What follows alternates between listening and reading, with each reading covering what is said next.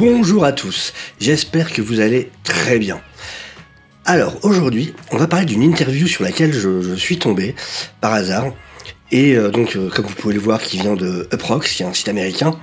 Et donc le journaliste a été posé des questions au réalisateur de Morbius.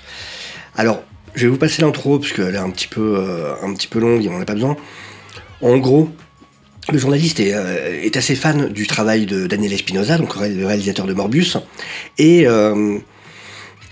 du coup il ne comprend pas. Comme beaucoup, il comprend pas c'est quoi ce résultat, il n'a pas aimé le film, mais pour lui c'est pas possible que ce soit vraiment un film de Daniel Espinosa, parce que vraiment il y a trop de choses qui manquent, des scènes qui ont l'air de manquer, des choses qui ne sont absolument pas logiques, les scènes post-crédit évidemment. Alors d'avance, je préviens, il va y avoir du spoiler. Très clairement, voilà, on parle du film, donc ça va être full spoiler. Mais voilà, en tout cas, donc, ce journaliste a demandé à Daniel Espinosa une interview qu'il a acceptée. Et comme il le dit à un moment d'ailleurs, là-dessus, il faut avouer bravo à Daniel Espinosa, parce que c'est pas tous les réalisateurs qui accepteraient dans ce genre de cas. Et voilà, je trouvais ça vraiment intéressant de regarder ensemble un peu cette interview, parce que je trouve qu'elle montre vraiment ce qui s'est passé, à mon avis, sur ce film, en grande partie. Et en plus, le point bonus, c'est qu'il y a une anecdote que j'ai entendue nulle part jusque maintenant sur les coulisses, que je trouve vraiment super drôle. Et du coup, ça, on y viendra vers la fin. Mais voilà, si vous voulez encore une anecdote, alors c'est sur Jared Leto, c'est pas pour dunker sur lui, parce que vous verrez. Voilà, c'est pas pour dunker sur lui, mais n'empêche que l'anecdote est vraiment très drôle. Donc, on va commencer. Donc voilà, comme je vous ai dit, l'interview, en gros, l'intro, il commence à dire que voilà, il aime beaucoup les films qu'il a fait. Safe House, qui passe tout le temps sur le câble, donc il le regarde très souvent, et Life, qu'il a beaucoup aimé. Les premières questions traitent autour de ces films-là. Donc voilà, ça nous intéresse moins. Ça parle de Safe House et de Life. Mais on sent vite qu'en fait, il pose ses premières questions, du coup, pour montrer qu'il aime beaucoup son travail, pour mettre en confiance, mais au bout de la troisième question, ça y est, il passe aux choses sérieuses, il y va. Alors du coup, troisième question, il lui dit, voilà, dans Morbius, Michael Keaton est dans les trailers, mais ensuite, dans le film, il ne se montre pas avant les scènes post-crédit. On dirait que des choses ont été retravaillées. Je me demande, est-ce qu'après Spider-Man No Way Home, est-ce que vous avez eu à changer le rôle de Michael Keaton pour correspondre aux événements de ce film, donc No Way Home? Est-ce que c'est ce qui s'est passé? Alors la réponse d'Espinosa, en gros, de toute façon je vais vous mettre le lien de l'article dans les infos, je sais pas si je vous l'ai dit, mais voilà, vous pouvez retrouver l'article, vous pouvez le lire entièrement comme ça. Donc en gros ce qu'il dit, il dit que c'est plus que quand Spider-Man est sorti, ils se sont dit maintenant on sait comment ça marche, et on a les effets visuels de comment le rendre. Mais pour lui, en fait, il dit que l'idée des différentes timelines vient surtout de Into the Spider-Verse. Quand il parlait de faire le film, Into the Spider-Verse était sorti, avait été un gros succès. Alors ce qui hélas n'est pas vrai, ça n'a pas été un gros succès, alors que ça le mérite complètement. Et donc il a dit à son équipe que c'était super commun au sein des lecteurs de comics. Alors, oui, déjà, j'avoue que j'ai un peu de mal là-dessus, par contre. Parce que, clairement, quand on regarde comment ça a été fait pour Morbius, moi, j'ai vachement l'impression, c'est un peu comme, genre, t'arrives à une fête d'anniversaire avec ton cadeau, et là, il y a un de tes potes, alors, on va dire que t'es le MCU, et ton pote Sony qui arrive en même temps, qui dit, zut, ah oui, mais c'est un anniversaire, j'avais oublié de faire un cadeau, tu veux pas écrire mon nom sur ton cadeau? Et voilà, Sony, c'est ça. C'est vraiment, je m'incruste à la fête, j'ai pas ramené de cadeau, donc je note mon nom au dernier moment sur ton paquet au stylo bic. Et j'ai vraiment l'impression, quand je vois Morbius, que c'est ça qui s'est passé. Le journaliste qui lui dit, alors il y a des scènes de Michael Keaton dans le trailer qui ne sont pas dans le film. C'est pourquoi je me demande s'il y a des choses qui ont dû être retravaillées pour correspondre à No Way Home. Donc le journaliste ne lâche pas. Oui, exactement. Réponse donc de Espinosa. Oui, exactement. La première chose qui est arrivée était que nous avions Michael Keaton parce que c'était prévu de tourner avec lui. Mais ensuite, Spider-Man No Way Home est sorti. Et du coup, on a vu, voilà, c'est comme ça que les effets visuels doivent se dérouler, doivent se montrer. Et à partir de là, l'idée d'avoir juste Michael Keaton rencontré Michael Morbius dans cet univers paraissait trop compliqué. et nous avons dû y mettre un terme. Donc en gros, dans la première version, ils devaient se rencontrer pendant le film, d'une autre manière, mais ça ne correspondait pas à ce qui était montré dans No Way Home. Alors j'ai du mal à comprendre comment, pourquoi, j'avoue. Et du coup, ils ont abandonné l'idée et ils ont déplacé ça en scène post-crédit. Mais c'est vraiment chelou. Parce que pourquoi ça serait pas possible de l'insérer dans le film? Qu'est-ce qu'ils avaient fait à la base qui pouvait pas... Je veux dire, ça colle déjà pas avec No Way Home, de toute façon. Ça colle pas avec le sort, ça colle avec rien. Donc, puis en plus, son arc, pour moi, était fini. Enfin, voilà. La manière dont ils présentent là le vautour, c'est inintéressant. Ils détruisent l'arc qui a eu lieu jusque maintenant. Mais bon, passons. Mais donc, il dit voilà, que ça correspondait plus à ce qu'il voulait faire à la base. Bon, ok. On continue. D'accord. Donc vous avez eu à couper des choses qui n'allaient pas avec No Way Home. Est-ce que c'est bien ça? Oui, parce que nous devons correspondre. Alors, vous devez correspondre parce que vous le voulez, parce que vous vous attachez au MCU comme des teignes, quoi. Mais bon, sur Kevin Feige, à côté, il se fait des sueurs froides, là, à vous voir faire des conneries. Alors, il dit, on ne savait pas comment le transport, comment le passage d'un univers à l'autre, on ne savait pas que ça allait ressembler à ça. Ouais, mais c'est juste des effets visuels, à la limite, même si vous aviez tourné quelque chose, parce que ça avait été tourné avant, de toute façon, à la base, en plus, de toute façon, Morbius devait sortir avant No Way Home. Donc là, c'est vraiment, on s'est collé au MCU, mais comme des tiques. C'est vraiment ça. Parce que, ouais, ça devait sortir avant. Donc, après, ils ont décidé de... Enfin, c'est bizarre, vraiment, c'est vraiment bizarre dans quel sens les choses ont été faites là-dedans. On continue.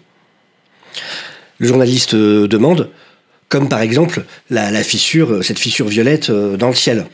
Oui, exactement. Ça n'était pas fait à ce moment-là, ça n'existait pas. Donc il y avait toutes ces petites choses qui devaient être adressées. Mais je pense que le concept d'avoir différentes timelines venait de Sony, pas de Kevin Feige. C'est Sony qui a initié cette idée. Je pense que le Miles Morales que vous avez dans le Spider-Verse, je parierais votre vie que vous auriez ce Miles Morales de Spider-Verse dans le cinématique univers à un certain point. Alors déjà, ça me fait rire, parce que quand il promet sur une vie, il promet pas sur la sienne, mais sur celle du journaliste. Donc déjà, le mec se grille pas. Ok, alors je parie sur votre vie. Malin, je reconnais malin. Mais... encore une fois, enfin, la fissure dans le ciel, ça pouvait juste se rajouter, même s'il avait prévu quelque chose avant. C'est assez vaporeux ce qu'il raconte. Parce que même s'il avait prévu quelque chose avant, il pouvait enlever la partie où il arrivait, rajouter un plan comme ils l'ont fait là, de toute façon. Rajouter un plan avec le ciel, avec ce truc-là dans le ciel. Et puis ensuite, juste n'importe quel plan de Michael Keaton, et tu rajoutes cette lumière dessus, et bim, il est là. On sent que vraiment le mec a pas eu son mot à dire, et on verra plus tard que ça se confirme. Mais vraiment là, il subit. Il cherche à trouver des trucs à dire, mais en réalité, quasiment toutes les décisions là, c'est pas du tout lui qui les a prises. Lui avait fait un film au départ, et ce film s'est fait charcuter par les studios, comme hélas, c'est bien trop souvent le cas. On continue. Le journaliste demande. La chose qui n'était pas claire dans la scène post-crédit, c'est quand le vautour dit « Je pense que c'est de la faute de Spider-Man. On devrait faire équipe et le combattre. » Mais comment Morbius sait qui est Spider-Man? Et puis, le film établit que Morbius est un gentil, qui a été trop ambitieux et qui a créé un sérum, et des mauvaises choses sont arrivées, mais en son sein, c'est une bonne personne. Ça n'est pas une mauvaise personne. Pourquoi est-ce que Morbius serait intéressé à faire équipe avec un criminel? Réponse d'Espinosa. Première chose, le vautour n'est pas un criminel dans cet univers. Pas encore. Il dit bien just yet. Donc pas encore. Alors ça pose un problème. J'ai vu des vidéos de gens qui essayent d'expliquer, de donner des raisons qui pourraient justifier comment Toomes peut avoir son uniforme, son costume de vautour. Alors, d'une, je les ai regardés, je suis pas du tout d'accord. Vraiment, j'y crois pas les explications collent pas. Maintenant, alors, le fait de faire des vidéos là-dessus, et puis tout le monde qui essaye de trouver des raisons, c'est cool. C'est fun, on essaye tous de le faire, y a pas de souci. C'est pas le problème, je critique pas ça du tout. Le truc, c'est que c'est absolument pas logique. Et comme on va le voir, eux ne savent pas du tout ce qu'ils racontent. Les gens font des efforts pour expliquer un truc que le studio lui-même n'a pas essayé d'expliquer et qui n'a aucun sens. Et là, donc pour le truc de l'uniforme, en gros, le problème, vous le savez sûrement, c'est que il avait pu construire son uniforme parce qu'il était dans un univers du MCU où il avait eu l'attaque de New York, la technologie Shitori. Lui dirigeait une entreprise qui justement récupérait cette technologie. Il pouvait aussi tomber peut-être sur la technologie de Stark. Enfin voilà, il y avait beaucoup de technologies extraterrestres et en tout cas avancées qui permettaient d'en arriver là. Et il y avait les installations qu'il fallait pour. Il avait ce hangar équipé justement pour construire des choses. Il avait une équipe avec lui, des gens calés dans leur domaine. Donc voilà, il y avait plein de raisons qui expliquaient comment c'était possible. Là, il arrive dans un nouvel univers. On passe sur le côté, le mec n'a aucun rapport à la magie, quoi que ce soit. Il arrive, il comprend tout de suite ce qui lui arrive. Il n'est pas étonné une seconde. Il se regarde 2 secondes dans la glace, tout va bien, mes joues sont là. Ok, j'espère qu'on va bien manger ici. Alors, ce qui déjà est stupide en termes de personnage, de caractérisation. En plus, le mec devrait peut-être déjà s'inquiéter pour sa fille, sa femme, qui sont les raisons principales de ce qu'il a amené là, parce qu'elles étaient importantes pour lui. Là, il s'en fiche complètement. Bon, on passe sur tout ça. À la limite, sur l'uniforme, je sais pas comment, je sais pas où il trouve la technologie. Maintenant, on me dit, la réponse du journaliste, du réalisateur de l'interview qu'il y avait eu sur Twitter, c'était, il est plein de ressources. C'est une réponse qu'il avait donnée à une autre interview sur comment il avait eu ce costume. Ok, plein de ressources. Donc, j'imagine que donc, son raisonnement, c'était, il a volé des choses, il a trouvé un moyen de trouver des technologies et de construire ça. Or là, il me dit qu'il n'est pas criminel. Que c'est pas quelqu'un qui fait des choses de mal dans cet univers-là, en tout cas pas encore. Donc ce mec arrive dans un nouvel univers. Il n'a pas d'argent, pas de foyer, pas de maison, pas de hangar, pas d'équipement. Il a rien, il a même pas une voiture, il a que dalle, il a pas de portefeuille, il a rien, il arrive en tenue pénitentiaire. Et comme ça, il a réussi à trouver dans les poubelles des pièces détachées pour faire son costume de vautour. Sérieusement? Vraiment? C'est ça l'explication? À quel moment on décide de voir qu'on se fout totalement de nous? Vraiment. Alors voilà, c'est qu'un film, et tout ça on rigole, enfin c'est plus drôle qu'autre chose. Mais, enfin sérieusement, faites un effort les gars. Au prix où vous êtes payés, c'est le minimum de ce qu'on peut attendre de vous quand même. Alors réponse du journaliste, qui veut pas être méchant et qui aime bien le réalisateur, va te faire. Ce qui veut dire, point valide, je vous l'accorde. Mais pourquoi Morbius serait déjà en premier lieu intéressé par ce que le vautour a à lui dire? Le réalisateur, exactement. Le mec, je comprends, c'est n'importe quoi. Et il s'en mêle. Je pense que c'est un de ces meetings, parce que dans ce monde, Spider-Man existe. Donc toutes les différentes timelines Marvel, il y a un Spider-Man. C'est un totem. Dans le Marvel Universe, ce qui se passe, c'est que vous avez un Spider-Man pour chaque univers, pour que l'univers fonctionne. C'est un être fondamental. C'est comme ça que ça marche dans les comic books. Alors c'est pas du tout ce qu'il te demande, mais pas du tout. Il te demande pourquoi Morbius aurait été intéressé à discuter avec le vautour, alors qu'en plus il est en fuite à ce moment-là, je vous rappelle. Même la police sait pas où il est planqué. Donc déjà, comment le vautour l'a trouvé? Et de deux, pourquoi le vautour accepterait la nuit d'aller dans une route de campagne pour le rencontrer? Et le mec répond en expliquant le délire des totems, des Spider-Man totems, dans les comics. Ça n'a strictement aucun rapport. Zéro. Que dalle. Nada. Rien. C'est... Mais pourquoi vous aimez les tartes pommes? Le violet est la couleur que je préfère, effectivement, parce que ça n'a aucun sens. Ça ne veut rien dire. On continue. Ok, sure. Mais il n'y a rien dans le film qui établisse que Morbius est le moindre... la moindre rancœur vis-à-vis de Spider-Man d'aucune manière. Hein. Exactement. Je pense que... Ah, là, cette phrase ne veut rien dire. Vous l'avez à l'écran. Si quelqu'un est capable de me la traduire d'une façon qu'elle fasse sens, je vous demande de me le mettre dans les commentaires. Vraiment, je vous le demande. Parce que j'estime être à peu près bilingue. Là, pour moi, cette phrase n'a aucun sens. On y va. Oh, exactement. Je pense que c'est plus une de ces scènes qui sont faites, comme vous avez des scènes avant, qui dans un film arrivent, ça expliquera le repositionnement. Bon courage pour qui veut essayer de trouver un sens à cette phrase.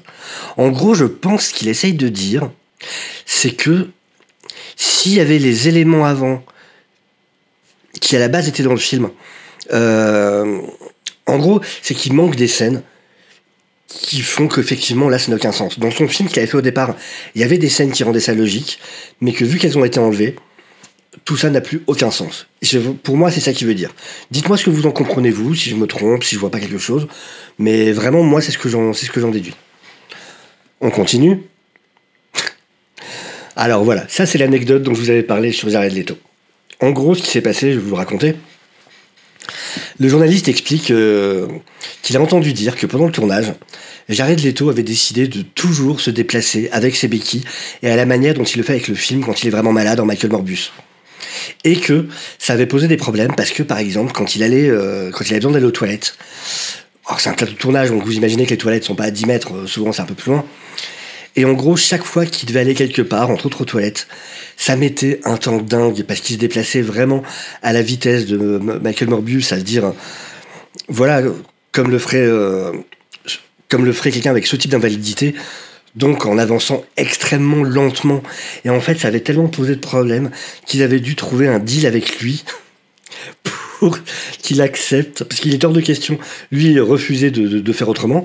Donc, le seul deal qu'ils ont pu trouver, c'était de lui proposer que quelqu'un l'emmène en fauteuil roulant. Et donc, quelqu'un devait le pousser en fauteuil roulant pour l'emmener aux toilettes ou aux autres endroits où il devait aller, pour gagner du temps, parce que sinon, ça perdait beaucoup trop de temps sur le tournage et ça mettait en retard la production du film. Et donc, le journaliste lui demande ça, et le réal lui dit oui, c'est vrai.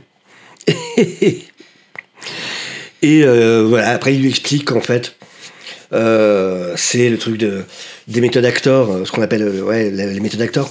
Donc, ces acteurs qui veulent vraiment être dans la peau de leur personnage. Et encore une fois, je veux pas. Alors oui, c'est drôle. Après, je veux pas que ce soit encore un moyen de dunker sur Jared Leto, parce que c'est pas le seul à fonctionner comme ça. Il y en a beaucoup à Hollywood. Alors pas tous, comme a l'air de le dire le réalisateur à un moment. Non, c'est pas tous, mais c'est quand même commun. Donc voilà, c'est loin d'être le seul qui fonctionne comme ça. Il a l'air d'être assez extrémiste dans ce truc-là, mais par contre, c'est loin d'être le seul. Mais par contre, j'imagine tout le monde sur le plateau saoulé parce qu'ils sont à la bourre et le mec avance en mode un pas. 2 pas. 1 pas.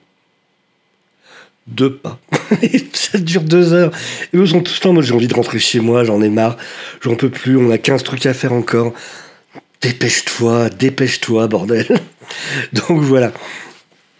Et donc le journaliste lui demande s'il a dû aller voir des exécutifs. Et je pense que c'est le cas, ce qui s'est passé.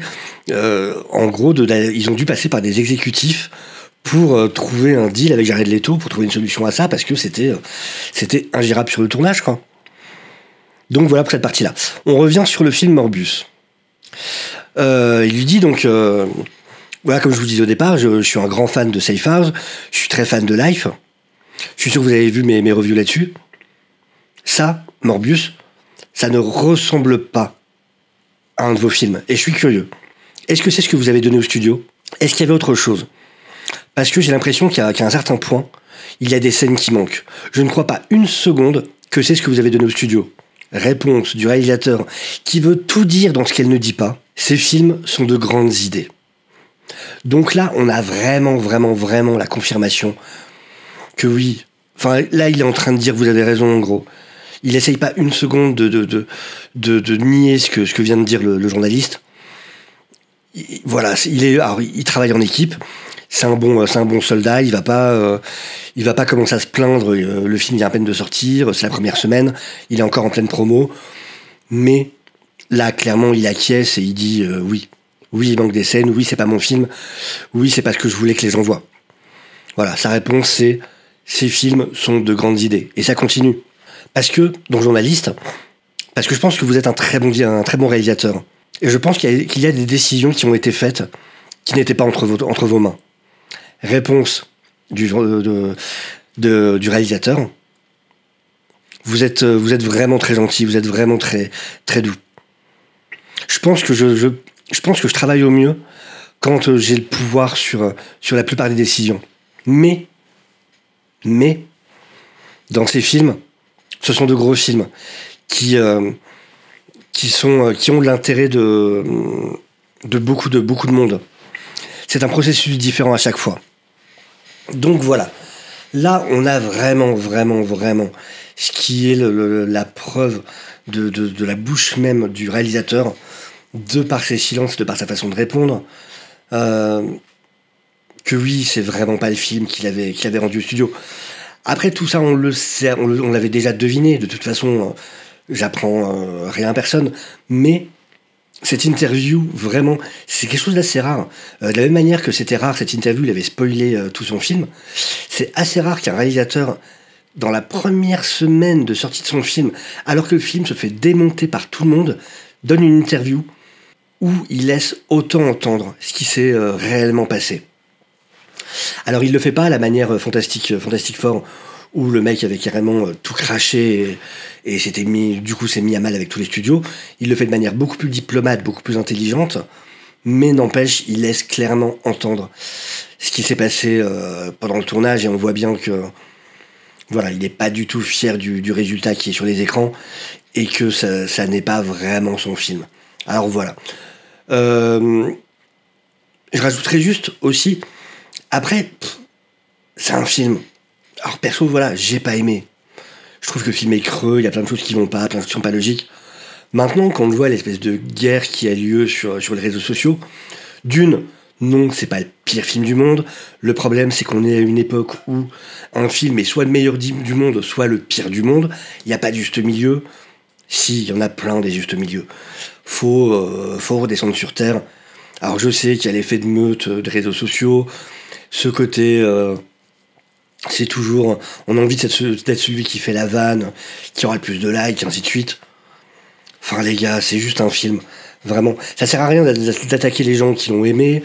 Ceux qui l'ont aimé, vous défendez pas votre vie dessus non plus.